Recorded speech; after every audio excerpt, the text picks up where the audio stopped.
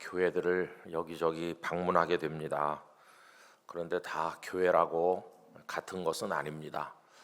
여러분, 우리가 이 땅에서 받는 여러 가지 복 가운데서 우리의 선택이 아니고 하나님께서 주신 것들인데, 그 가운데서 아주 빼놓을 수 없이 중요한 것은 우리 성도들은 교회를 잘 만나야 된다는 것입니다. 좋은 교회에서 예수님을 믿는 게 너무나도 중요합니다. 좋은 교회라 함은 무슨 목회자가 대단히 유능하고 스펙이 뛰어나고 그런 조건을 말하는 것도 아니고, 또 예배당 입지 조건이 아주 좋은 곳에 있다 하는 그런 것도 아니고, 교회 구성원 가운데 유명한 성도들이 여러 사람 있다 그런 것도 아닙니다.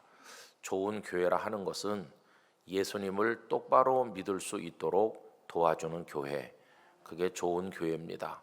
규모에 관계없이, 상황에 관계없이 우리가 예수님을 올바로 응시할 수 있고 예수님이 걸어가신 길을 비틀거리지 않고 따라갈 수 있다면, 그리고 그 방법은 이 하나님의 오묘하신 말씀을 굳게 붙드는 것인데, 오염되지 않은 인간의 생각으로 뒤섞이지 않은 순수한 예수님의 말씀, 하나님의 말씀이 올바르게 증거되는 교회, 그래서 그 말씀을 통해서 인도를 받고 하나님 나라를 향해서 곧게 갈 수 있도록 우리를 이끌어주는 교회, 그런 교회에서 예수님을 믿는 건 정말 복된 일입니다.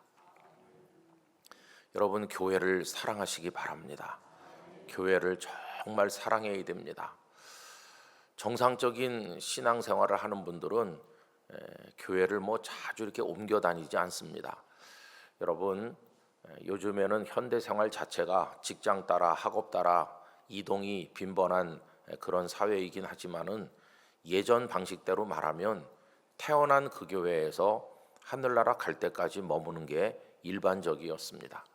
부모님이 그 교회에서 초기부터 헌신하셨고, 또 조부모 때도 그렇게 하셨고, 그리고 나도 여기서 태어나 유아 세례 받고 여기서 학생회 청년회 거치고 여기서 또 내가 봉사하고 여기서 결혼하고 아이를 낳고 우리 애가 또 여기서 유아 세례 받고, 그렇게 살다가 나중에 성도들의 찬송 소리를 들으면서 하나님 나라에 들어가는 거, 이렇게 우리 일생이 교회 울타리 안에서 이루어져 있는 게 일반적인 것입니다.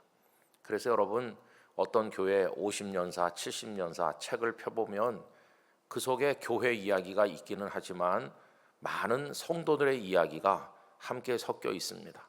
그래서 역대 찬양대원이 누구였나 보면 그 집에 할아버지 할머니가 다 들어있고, 아버지 어머니가 재직 부서에 들어있고, 나도 들어있고, 우리 애는 학생의 임원이고 이런 식으로 가정의 역사와 교회 역사가 날줄과 씨줄이 엮여서 짜여지는 천처럼 우리들의 이야기도 그런 것입니다. 그래서 교회가 하나님의 은혜 가운데 평안하고 그 교회가 성령님의 역사가 충만하게 나타날 때 성도 개개인도 그 가정들도 하나님의 복을 받는 것입니다. 그런데 교회에 어떤 사건이 생기고 파국이 일어나고 분교와 갈등이 심해지면 성도들의 가슴도 갈갈이 다 찢겨집니다. 교회가 고통받으면 아무리 그 성도가 힘 있는 성도라 하더라도 영적으로 다 주저앉게 돼 있어요.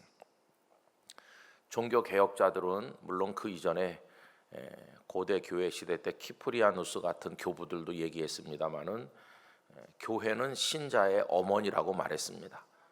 여러분, 갓난아기는 태어난다고 해서 다 스스로 생존할 수 있는 것은 아닙니다. 사람처럼 무능한 존재가 없습니다. 송아지는 태어나면 금세 일어나서 걷는데, 우리 사람은 태어나도 아무것도 할 수 있는 게 없습니다. 그래서 어떤 사람이 예수님을 믿으면 바로 그 갓난아기와 같기 때문에 어머니가 필요한데, 그 어머니가 도대체 누굴까? 신자에게 있어서는 교회가 어머니라고 하는 것입니다. 그래서 어머니가 갓난아기에게 젖을 물려 키우는 것처럼 교회도 하나님의 신령한 말씀의 젖을 공급해서 그 신자들이 그 젖을 먹고 말씀을 먹고 자라나도록 성령께서 도우시는데, 그 젖을 공급하는 곳이 어디냐 하면 이 강단입니다. 강단. 이 강단은 그래서 마치 신자들에게 하나님의 말씀이라는 젖을 공급해주는 어머니의 젖꼭지와 같아요. 여기 하나님의 종들을 세워서 말씀을 전하는 겁니다. 여러분, 목회자들을 존중하고 사랑해야 되는 이유가 다른 데 있는 게 아닙니다. 작년에 서울로에 장로님들께서 몇백 명 세문안 교회에서 모이셨어요. 그리고 저한테 한 2시간 동안 특강을 부탁하시고 주제는 자유 주제입니다. 그렇게 하셨어요.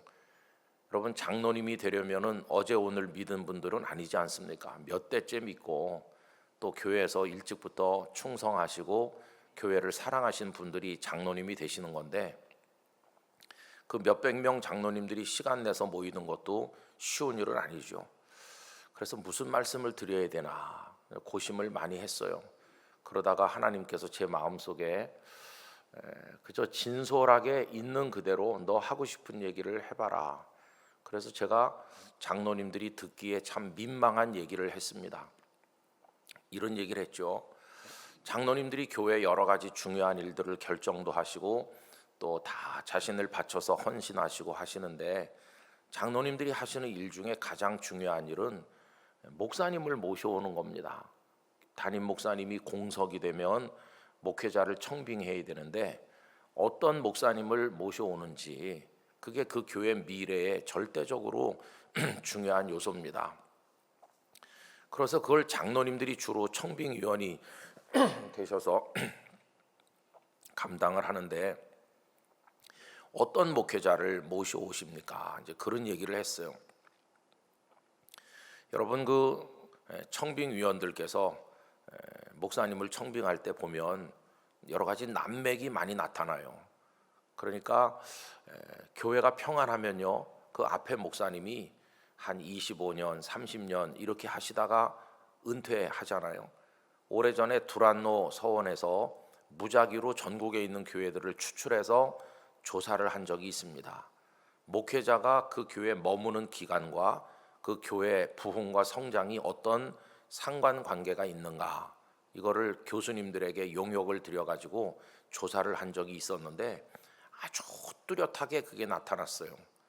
목사님이 한 3년 만에 계속 바뀌는 교회, 한 5년 만에 바뀌는 교회, 한 10년 있다 바뀌는 교회, 20년 정도 계셔서 원로 목사 되시면서 교체되는 교회 등등 몇 가지 방식으로 조사를 했더니 확연하게 드러난 건 뭐냐 하면, 목회자 재임 기간이 짧으면 짧을수록 교회가 쪼그라들어요.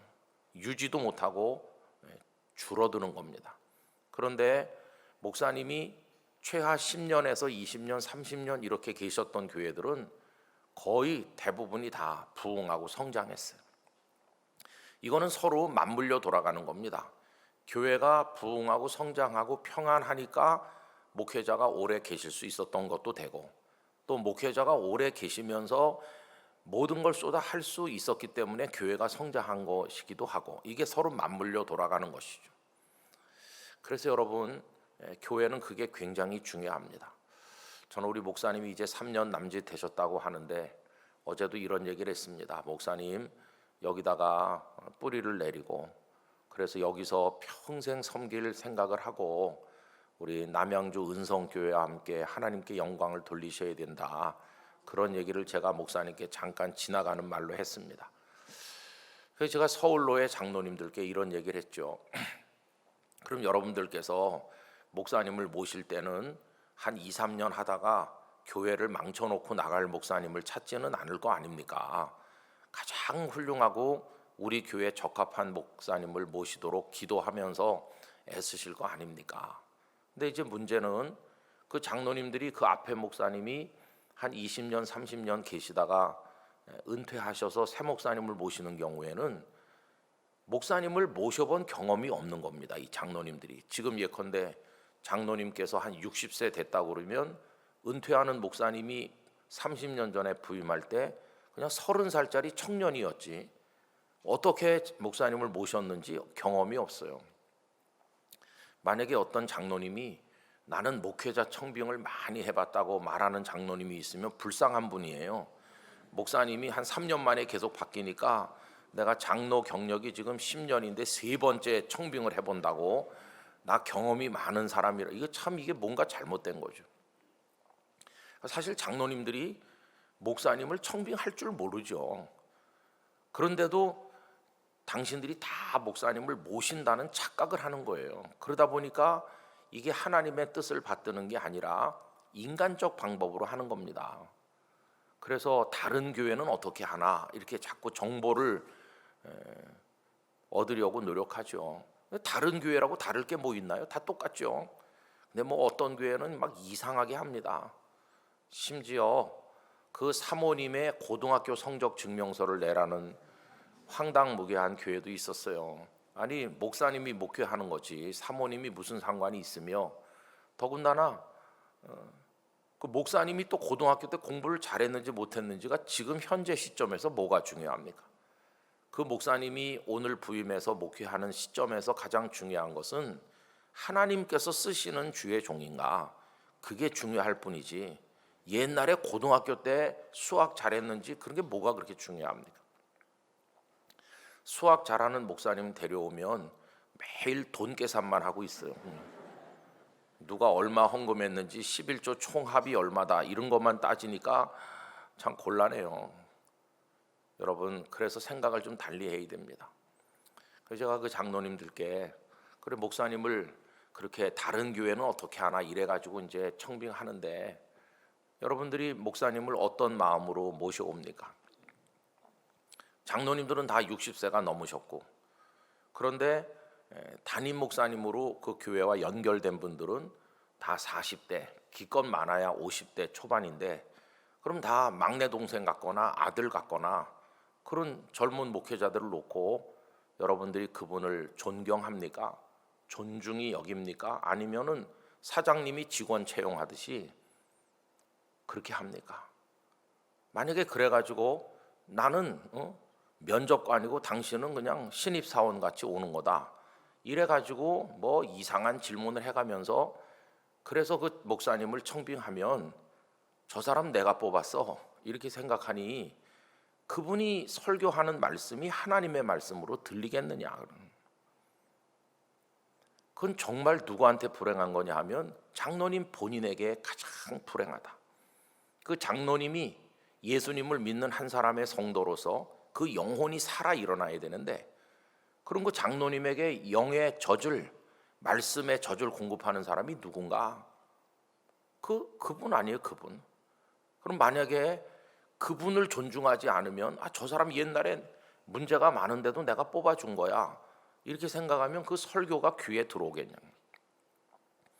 예배 시간마다 눈 감고 팔짱 끼고 가만히 있으면 마지막에 영이 죽는 사람은 누군가?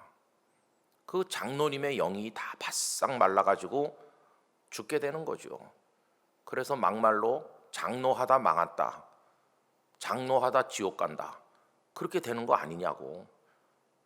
그래서 여러분들이 목사님을 모셔올 때 나에게 하나님의 말씀을 대언해 주는, 나이에 상관없이 세상 경험에 상관없이 나에게 생명의 말씀을 공급해 주고 내 사랑하는 아내에게, 우리 아들 며느리에게, 우리 손주들에게 하나님 나라를 보여줄 수 있는 목사님이라고 이렇게 존중히 여기면서 목회자를 모셔와야지. 그래야 그 가족들이 그 말씀을 듣고 복을 받고 하나님을 잘 믿어서 되는 거지.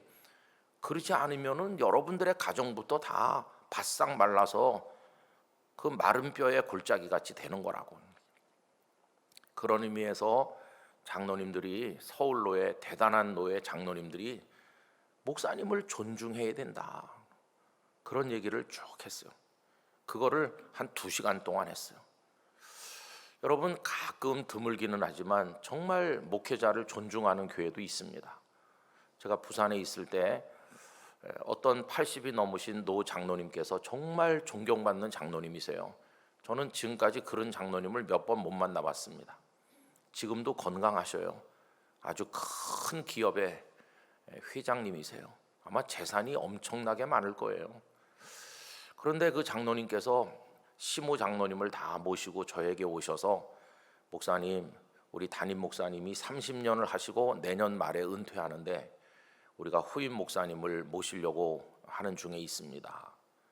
그러면서 그냥 우리가 논의하기를 목사님이 한 사람 정해주시면 그냥 그분을 위임 목사님으로 바로 모시기로 결심했습니다. 그러니까 목사님이 한 사람 정해주세요. 그래서 제가 엄청난 부담을 느꼈어요. 아니 남의 교회 담임 목사님은 왜 제가 정합니까? 그래서 거절했어요. 근데 그분들은 하여튼 목사님이 정해주시면 뭐 2사람 3사람 추천받을 것도 없고 그냥 그 한 분을 바로 위임 목사님으로 그렇게 하겠습니다. 야, 참 특이한 교회가 있다. 요새 그런 교회가 있습니까? 근데 제가 추천을 못하고 마음의 부담만 느끼고 해가 지나서 그 다음 해가 됐어요. 그랬더니 그분들이 또 와가지고 왜 추천 안 해주느냐고. 그래서 제가 이제 어떡하나 기도하다가 한 분을 추천을 했어요. 근데 그 교회 참 놀랍죠.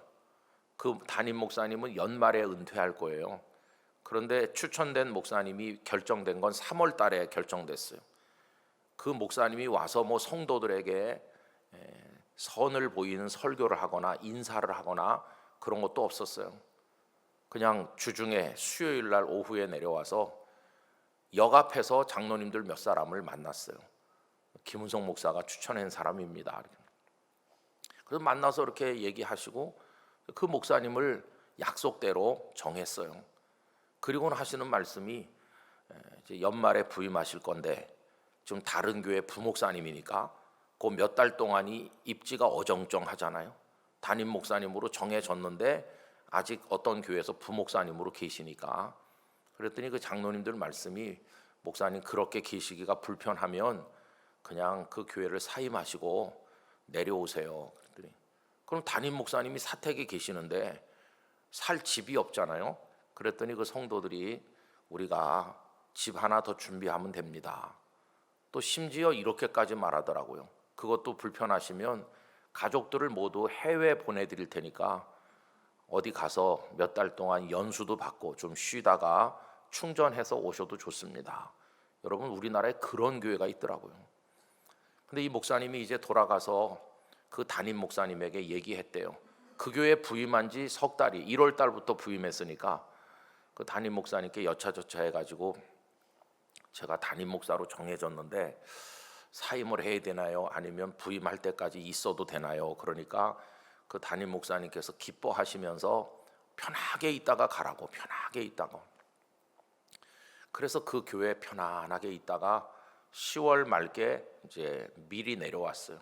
그래서 그 앞에 물러가시는 담임 목사님이 한 달 동안 인수인계 다 해주시고 이웃교회 데리고 다니면서 내 후임자 목사님이라고 다 이렇게 해주시고 그 교회는 목사님이 오기도 전에 가을로에 서류를 다 내가지고 위임 목사로 절차를 다 밟아서 그 연말 조금 지나서 그분이 원로 목사로 추대되시고 그리고 그 조금 후에 약속대로 그 목사님을 위임 목사로 위임식을 거행했어요. 그리고 그 교회가 얼마나 지금 행복한지 몰라요. 그 교회 장로님들은 그 목사님이 젊잖아요. 사모님도 젊고 그런데도 얼마나 존중이 여기는지. 아마 그 목사님이 대한민국에서 성도들의 존중을 제일 많이 받는 목사님 중에 한 사람이 됐을 거예요. 그러니까 성도들이 많이 이렇게 모여오는 거죠.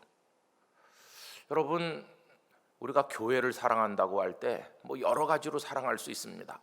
내가 교회 봉사를 많이 하는 거, 막 교회 와서 쓸고 닦고 여러 가지 일을 열심히 하는 것도 교회를 사랑하는 거지만 진짜 교회를 사랑하는 방법 중에 하나는 목회자를 존중하는 겁니다. 저는 뭐 목회자를 뭐 무슨 맛있는 걸 맨날 사드려라 그런 얘기는 안 합니다. 우선 저부터도 너무 먹어가지고 탈이에요. 그래서 목사님한테도 사실은 어제 저녁 오늘 저녁밥 주신다는데 제가 사양했어요. 왜냐하면 이게 좀 빠져야 되는데 안 빠지거든요. 너무 먹어서 탈이에요.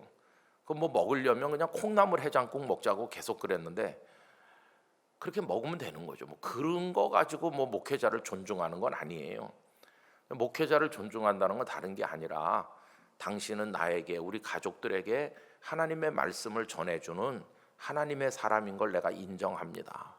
그리고 그 말씀의 인도에 따라서 우리 가족이 말씀에 순종하겠습니다. 그래서 복음을 전하고 기도하고 오염되지 않은 신앙을 가지도록 노력하겠습니다. 이렇게 해주는 게 목회자를 가장 존중하는 거예요. 그게 제일 중요한 거예요. 명절 됐는데 목사님 이거 소고기국 끓여 드세요. 그리고 고기 사다 준 그분이 목사님이 다음 주에 특세합니다. 그래도 한 번도 안 오면 목사님 그 소고기 먹고 얹혀서 병나요, 병나. 그런 거가 목사님을 사랑하는 게 아니고 그 목회적 비전에 따라서 함께 열심히 주님을 사랑하는 것이에요. 그게 교회가 살아나는 방법이에요. 저는 좋은 목회자를 모셔다 놓으면 그 교회 문제의 90%는 해결된다고 봅니다.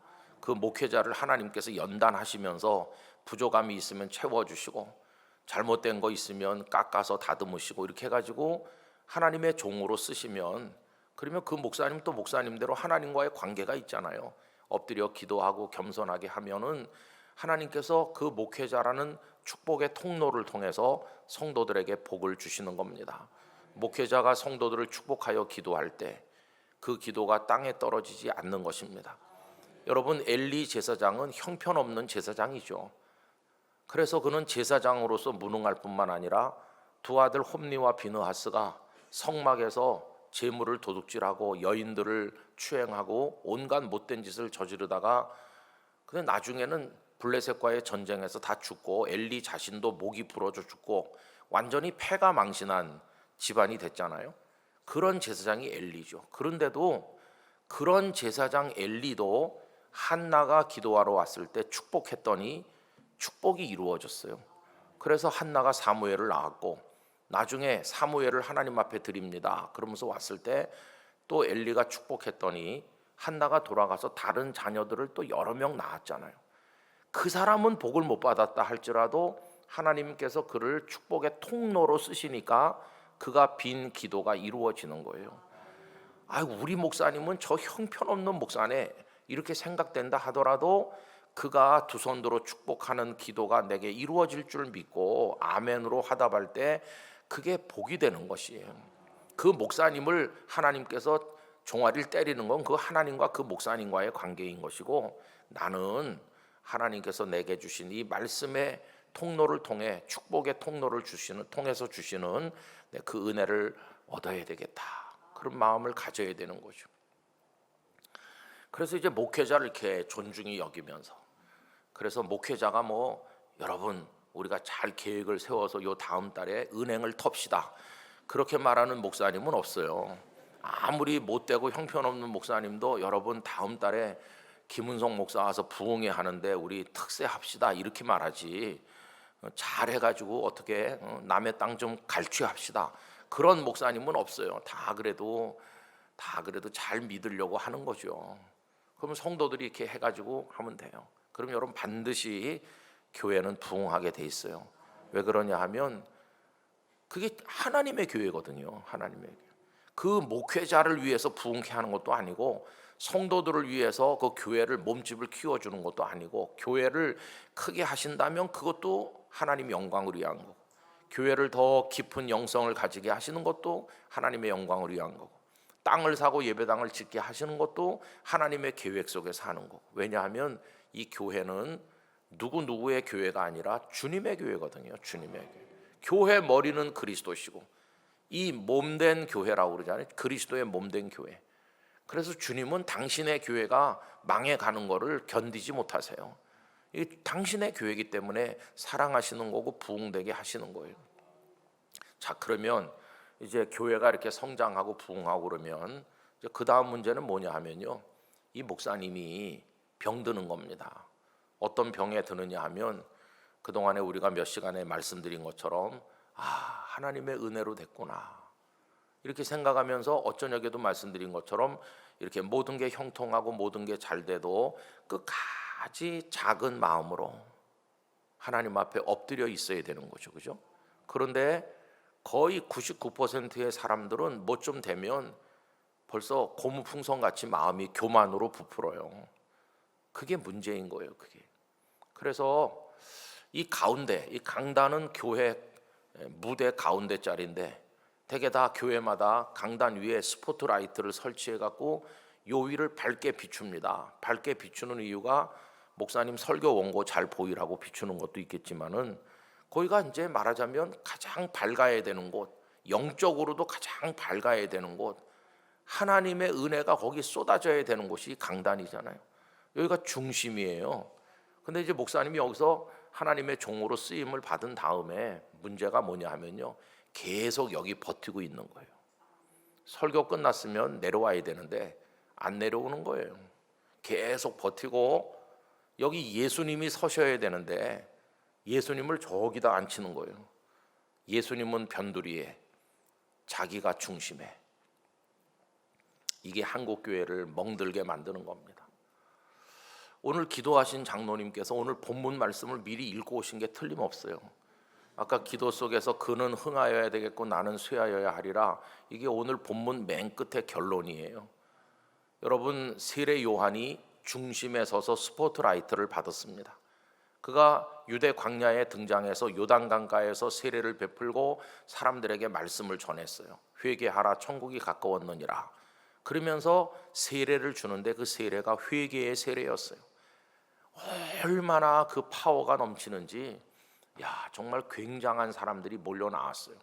저는 역대 최고의 설교자를 예수님 빼면 세례 요한일 거라고 생각합니다. 물론 베드로도 하루에 3,000명이 믿었고 대단하지만, 그러나 이 세례 요한의 견줄 바는 아닌 것 같아요. 왜냐하면 세례 요한은요, 너무너무 거친 설교자예요. 오늘식으로 말하면 회개하라, 천국이 가까웠느니라. 길게 하지도 않았어요. 스데반 집사님은 설교 끝난 다음에 돌에 맞아 돌아가셨고 베드로는 3,000명 믿게 됐는데 왜 결과가 다르냐? 스데반은 너무 오래 해서 그래요. 사도행전 7장에 보면 길어요. 그래서 목사님들이 하는 말이 설교 길게 하면 돌 맞는다, 짧게 끝날수록 성도들이 기뻐한다, 그러는 농담이 나왔는데, 스데반 집사님은 설교하고 돌에 맞아 죽고 베드로는 했는데 3,000명이 믿었어요. 근데 여기 제일 짧은 설교, 역사 이래로 가장 짧은 설교는 세례 요한의 설교인데, 회개하라, 천국이 가까웠느니라.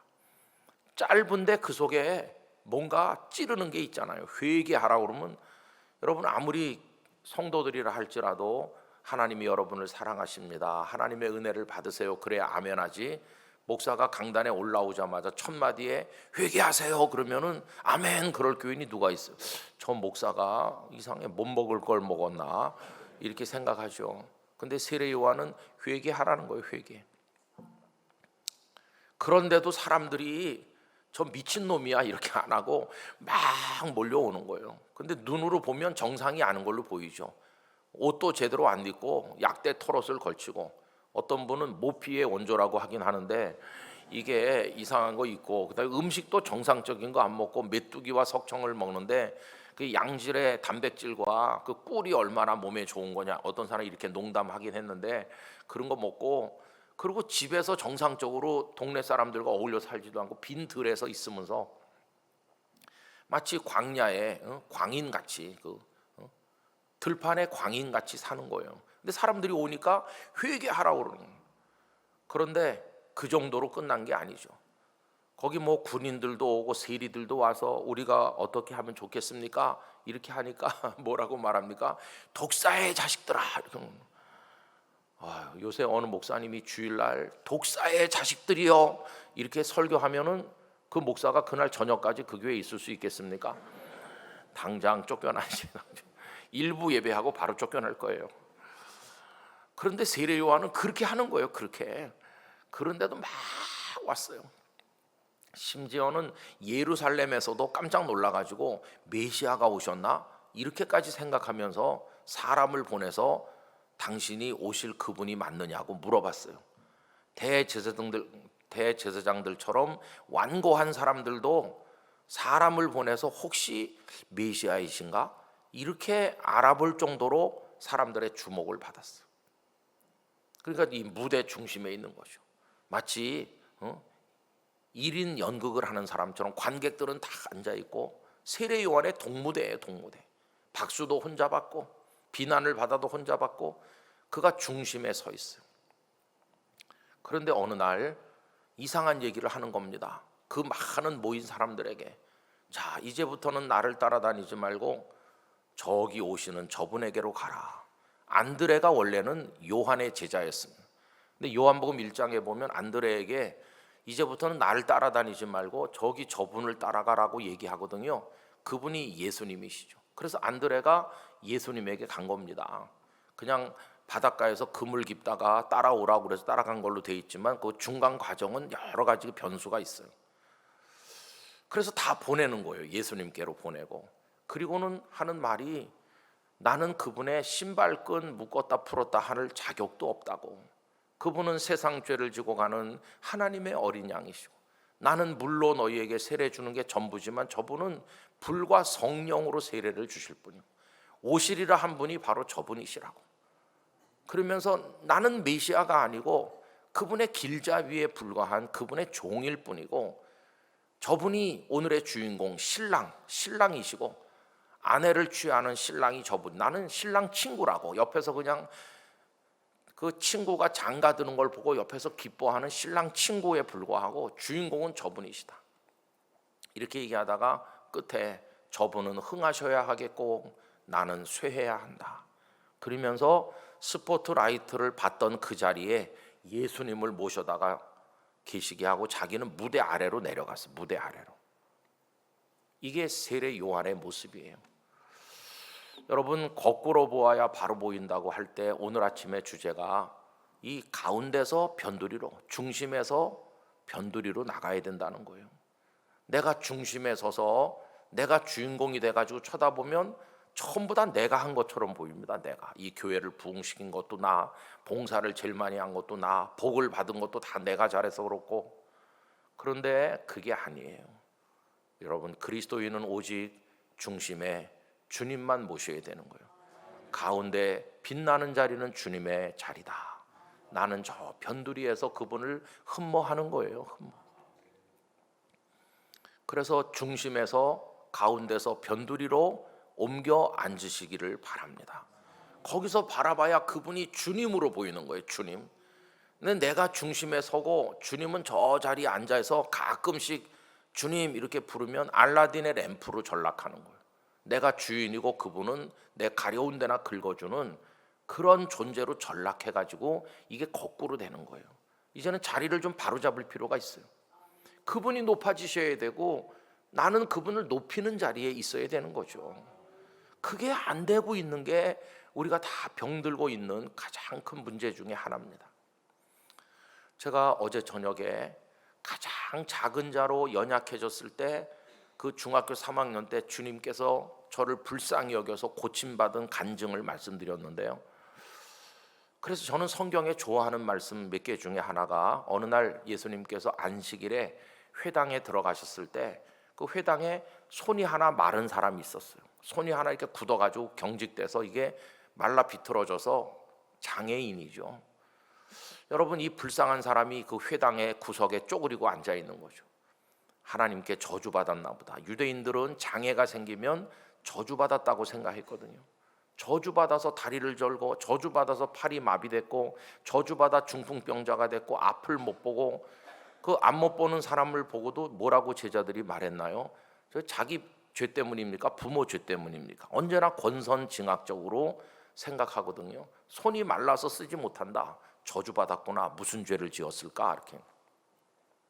그 사람은 존재감이 없어요. 저 구석에 쪼그리고 앉아서 그렇게 불쌍한 사람이죠.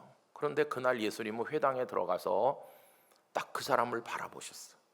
그리고 놀라운 말씀을 하시죠. 일어나. 이렇게 하셨어요. 왜 쪼그리고 앉아있니? 내가 너를 얼마나 귀한 사람으로 생각하는데 왜 쪼그리고 있니? 일어나라. 일어나. 여러분, 이건 중요한 얘기입니다. 손은 말랐지만 다리는 멀쩡하잖아요. 그러니 일어나라고. 여러분, 손이 마르셨나요? 그러면 온몸이 마른 것처럼 주저앉아 있지 말고 아직 내게는 쓸 수 있는 다리가 있다. 다리에 대해서 감사하시기 바랍니다. 그 다리를 활용해야 되는 거예요. 한 가지 불행이 오면 인생 모두가 주저앉은 것처럼 절망하지 말고 없어진 것 때문에 슬퍼하지 말고 아직도 남아있는 것 때문에 기뻐해야 됩니다. 노만 빈센트 필 목사님 목양실에 어떤 신사가 왔어요. 잔뜩 풀이 죽어서 어깨가 늘어진 채로 얼굴이 컴컴해가지고 와서 상담을 요청했어요. 무슨 일이 있으십니까? 사업을 하다 실패해서 돈을 다 날렸습니다. 심정이 어떠세요? 살고 싶지 않습니다. 죽기 전에 마지막으로 목사님의 말씀을 들어보려고 왔습니다. 우리 목사님이 아무 얘기도 안 하고 연필과 하얀 종이를 갖다 주면서 형제님 여기 앉아서 내가 가만히 아무 말도 안 하고 있을 테니까 그냥 주님 앞에 물어보세요.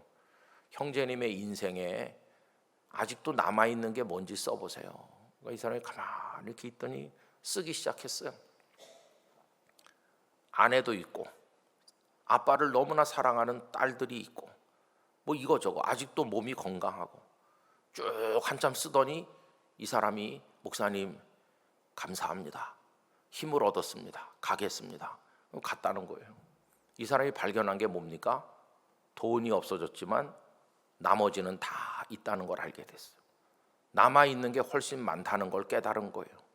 손이 마른 사람도 다른 데는 다 멀쩡한 거예요.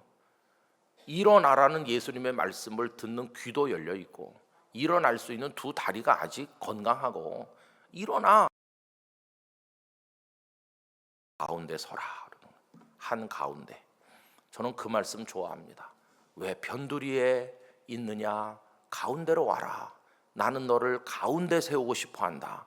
너는 나의 사랑하는 내 아들이고 딸이고 너 주인공 되라. 주인공. 한 가운데 서라. 어제 저녁에 드린 간증처럼 서대문 그 조용기 목사님 교회에서 그날 저녁에 제가 한 가운데 선 거예요. 한 가운데 서고 많은 사람들이 박수를 보내줬잖아요. 그 한 가운데 일어서는 기쁨은 정말 놀라운 겁니다. 여러분 기억하십시오. 주님은 여러분 모두를 한 가운데 세우십니다. 한 가운데 서기를 원하세요. 너 주인공 되라. 축복의 주인공이 되고 위대한 나의 아들과 딸이 되라. 이게 주님이 우리를 사랑하시는 마음이에요. 어머니가 학교에 갔는데 아이가 친구들하고 어울려서 친구들 사이에 잘 지내고 그러면 어머니가 흐뭇해요. 우리 애가 이 교실에서 잘 지내는구나. 그런데 딴 애들은 막 이렇게 놀고 그러는데 저 뒷자리 쪼그리고 앉아 울고 있으면 어머니가 얼마나 가슴이 찢어지겠어요. 하나님의 마음도 똑같은 거죠. 그래서 한가운데 세워주시고 그 다음에 그에게 하시는 말씀이 내 손을 내밀라. 이게 내밀어지지 않아서 지금 문제인 건데 굳어가지고 내밀라고 하니까 이게 불가능한 일이잖아요. 그때 믿음이 필요한 거죠. 저분이 내밀라고 하시면 내밀어야 되겠다는 의지를 가지고 응답하는 순간 내밀어질 줄로 믿습니다. 펴질 줄 믿습니다. 그게 내밀었더니 손이 성하게 된 거예요. 할렐루야. 얼마나 놀랐습니까? 그래서 그가 그날의 주인공이 됐어요. 그 전까지는 저주받았나? 손이 저렇게 말라 비틀어져 갖고 저 사람 저 가난하고 일 못하고 저 구석에 쪼그리고 앉아있고 다 무시했어. 그런데 그날 그는 스타가 된 거예요. 사람들이 와가지고 축하한다 그러고 그 손 좀 한번 만져보자 그러고 뭐 한쪽에서는 예수님을 안식일을 어겼다고 비난하는 사람도 있지만 사람들이 다 그 사람을 그날의 주인공으로. 그 다음 얘기는 성경에 없지만 그 사람이 그 다음에 할 일이 뭡니까? 계속 한가운데 서 있어서 주인공 노릇하면 될까요? 자기를 고쳐주신 분이 주님이시잖아요. 주님이 이젠 한가운데서 영광을 받으셔야 되고 다시 나는 변두리로 가는 건데 구석으로 옛날처럼 절망하고 쪼그라들어서 변두리에 있는 게 아니라 다 펴졌고 하나님의 복을 받았고 하나님의 사랑을 받았지만 내가 저쪽으로 옮겨 앉는 이유는 주님을 가운데 높이기 위한 거예요. 주님을 높이기 위해서 변두리로 이동하는 거죠. 여러분 성경 말씀 한 군데 찾아봅시다. 사도행전 말씀 한번 펴시면 좋겠어요. 사도행전 3장입니다. 성전 미문에서 구걸하던 안진뱅이 그 장애인이 일어선 다음에 사람들이 많이 모였을 때 이제 3장 11절은 제가 읽겠습니다. 나은 사람이 베드로와 요한을 붙잡으니 모든 백성이 크게 놀라며 달려나아가 솔로몬의 행각이라 불리는 행각에 모이거늘 야 어떻게 이 안진뱅이 거지를 일으켰지? 그 안진뱅이가 거기서 구걸하는 거를 사람들이 다 알거든요. 벌써 이게 한두 해 하는 게 아니니까 다 아는 불쌍한 거지인데 이 사람이 벌떡 일어나서 걷기도 하고 뛰기도 하며 하나님을 찬양하는 걸 다 보고 깜짝 놀란 거예요. 그래서 이제 그렇게 베드로와 요한을 데리고 솔로몬 행각에 모였을 때 12절 같이 읽어보실까요? 베드로가 이것을 보고 백성에게 말하되 이스라엘 사람들아 이 일을 왜 놀랍게 여기느냐 우리 개인의 권능과 경건으로 이 사람을 걷게 한 것처럼 왜 우리를 주목하느냐. 이 무슨 얘기입니까? 아니 우리 두 사람 베드로와 요한 우리가 이 사람을 일으킨 것처럼 왜 당신들 그렇게 생각하세요?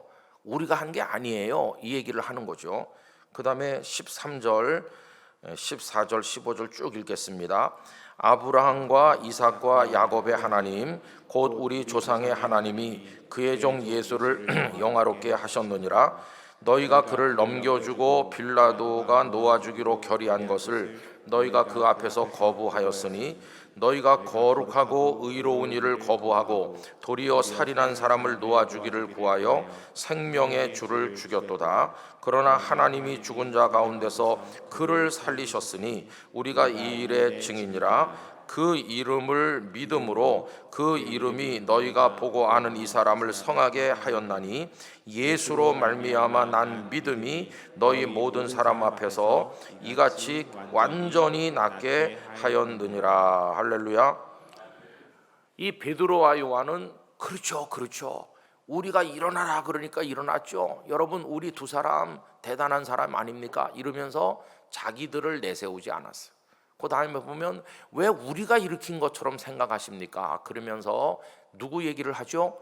예수님 얘기를 하는 거예요. 당신들이 그 예수님을 십자가에 못 박아 죽였는데 그러나 하나님이 그분을 살리셨고 우리 두 사람은 그 부활의 증인입니다. 근데 그분을 믿는 믿음이 일으킨 거라고. 그래서 그 16절을 제가 읽어보면요, 그 이름을 믿음으로 그 예수님의 이름이 너희가 보고 아는 이 사람을 성하게 하였나니 예수로 말미암아 난 믿음이 너희 모든 사람 앞에서 이같이 완전히 낫게 하였느니라. 예수님 그분이 하셨습니다. 예수님이 하셨습니다. 이렇게 하는 거죠. 그러면서 또 예수님만 증거하는데 4장 12절로 와보시면요, 4장 12절 이거는 사내들인 공회 앞에서 신문을 받을 때 했던 말씀인데 한 절만 다 같이 읽겠습니다. 다른 이로서는 구원을 받을 수 없나니 천하 사람 중에 구원을 받을 만한 다른 이름을 우리에게 주신 일이 없음이라 하였더라. 오직 예수님만이 우리의 구원자이십니다. 예수님을 얘기하고 그 결과가 어떻습니까? 21절 끝으로 내려가 보면 관리들이 백성들 때문에 그들을 어떻게 처벌할지 방법을 찾지 못하고 다시 위협하여 놓아 주었으니 다 같이요 이는 모든 사람이 그 된 일을 보고 하나님께 영광을 돌림이라. 할렐루야. 마지막 결론이 뭡니까? 모두가 하나님이 하셨다, 하나님 영광 받으십시오, 이렇게 하는. 여러분 개인도 교회도 그래야 됩니다. 저는 우리 은성교회 성도들이 한가운데 서시기를 축원합니다. 한가운데 서셔서 은혜의 주인공이 되십시오. 많은 주님의 은혜를 입으시기 바라요. 치유도 얻으시기 바라고 여러분의 삶에 복도 받으시길 바라요. 주인공 같은 존귀한 성도가 되시기를 축원합니다. 그래서 당신 주님을 믿고 받은 복이 뭐가 있나요? 그러면 저 할 말 많아요. 이 간증이 여러분들에게 풍성하시기를 축원합니다. 그러나 언제나 거기 서서 다 내가 받았지, 내가 했지 이러고 있으면 안 되고 얼른 옮겨가야 될까요? 얼른 변두리로 옮겨야 돼요. 이 자리는 누구에게? 우리 주님께 드리는 거예요. 주님께. 그런데요, 우리 지금 어떤 사람들은 보면은 계속 여기 서 있어. 개척해서 성도가 1,000명, 2,000명 또 그 이상 그런 교회가 되고 성도들이 야 우리 목사님이 신령하시다, 우리 목사님이 우리 교회 오셔서 교회가 부흥했고 한국의 유명한 교회가 됐고 그러면은 그분은 저기 가서 엎드려 있어야 되는데 계속 여기 서 있어. 안 내려와요. 예수님께서 좀 비켜줘, 나 거기 좀 서보게 비켜라. 그래도 턱 서가지고 안 내려가는 거예요. 이 교회는 내 거예요, 이렇게 하는 거예요. 그럼 망하는 거예요. 그런 사람 많습니다. 그래가지고 그거 자기 건 줄 알아요. 그동안 받은 은혜 다 자기가 해서 받은 줄 알고, 그 교회가 성장한 거 다 자기가 성장시켰다고 그러고, 교회 재정도 그냥 마음대로 막 사용하는 거예요. 목회자든 장로님이든 그 교회에 힘 있는 사람들이 무슨 절차도 없고 아무것도 없어요. 그냥 모든 게 다 당신 마음대로 하는 거예요. 여러분, 그런 걸 교회라고 말할 수 있을까요? 참 너무나 안타까워요. 그러다 보면은 세상 사람들이 그런 걸 알고 그것이 알고 싶다, PD 수첩 그런데 나오는 거예요. 나와가지고 막 입방아를 찍고 그러면은 아휴, 글쎄 그분이 젊은 세월에 어떻게 해가지고 사람들을 얼마나 많이 전도했는지 모르지만 그런 일로 인해 가지고 한꺼번에 수천 수만 명이 한국 교회를 떠나는 거예요. 여러분, 변두리로 앉아야 됩니다. 우리가 변두리에 있으면 너 이리 와, 내 옆에 서, 내 옆에, 그러면서 나랑 같이 스포트라이트를 받자. 주님이 끌어올려 가지고 여기 잠깐 서 있어 봐. 아닙니다 주님, 저는 여기 있을 자격, 아니 좀 있어 보라니까, 내가 너를 귀하게 여겨서 그래. 그러면 참 영광이 되는 거예요. 그런데 자기가 차지하고 주님 좀 올라오실래요 잠깐, 이런 식으로 거꾸로 하면은 이게 말이 안 되는 거예요. 말이 하도 어이가 없잖아요. 주님이 어처구니가 없어갖고 너 거기 계속 죽을 때까지 서 있어라. 제가 무슨 말씀 드리는지 다 아셨죠? 저는 남양주 은성교회가 부흥하고 복을 받고 잘 되기를 축원합니다. 그러나 우리는 변두리에 있어야 되는 거예요. 다 하나님의 영광을 위하여. 그래서 칼빈 선생님이 여러 가지 솔라 종교 개혁자들이 얘기하는 거 다 말했잖아요. 오직 은총, 오직 믿음, 오직 성경, 뭐 여러 가지 얘기한 중에 그분이 솔리 데오 글로리아, 오직 하나님의 영광을 위하여. 장로교 신앙의 특징이 오직 하나님의 영광을 위하여. 여러분, 그렇게 되시기를 축원합니다. 그럴 때 주님이 이리 와서 내 옆에 서라 막 끌어올려서 옆에 세워주실 때 그 주님의 영광을 함께 누리게 될 때 그게 진짜 영광이지. 내가 스스로 올라 앉아있는 거는 그거는 망하는 길이에요. 저는 그런 눈으로 오늘 교회를 보시고 나를 보고 성경을 보고 우리 신앙의 모습을 바라보시면 어떻게 믿어야 되나, 이게 딱 자리가 잡힐 거라고 믿습니다. 여러분, 그런 교회와 성도들 되시기를 진심으로 축원합니다. 우리 기도하겠습니다. 아버지 하나님, 주님은 우리를 불쌍히 여겨서 왜 구석에 있느냐, 올라와서 가운데 서라 이렇게 하십니다. 그리고 우리를 회복시키시고 복 주시고 치유하시고 존귀케 하십니다. 그런 은혜를 입었으면 내려갈 줄도 알아야 되는데 저희는 가운데 중심에 버티고 서서 주님을 쫓아내고 있을 때가 많았습니다. 주여 저희를 불쌍히 여겨 주시옵소서. 이제 우리는 은혜 받았으면 다시 변두리로 가서 주님을 영광의 자리에 모시게 하시고 주님 찬송하게 하시고 주님을 높이게 하여 주옵소서. 마지막 한 번 남은 집회에 은혜를 베풀어 주실 줄 믿습니다. 예수님의 이름으로 기도하옵나이다. 아멘.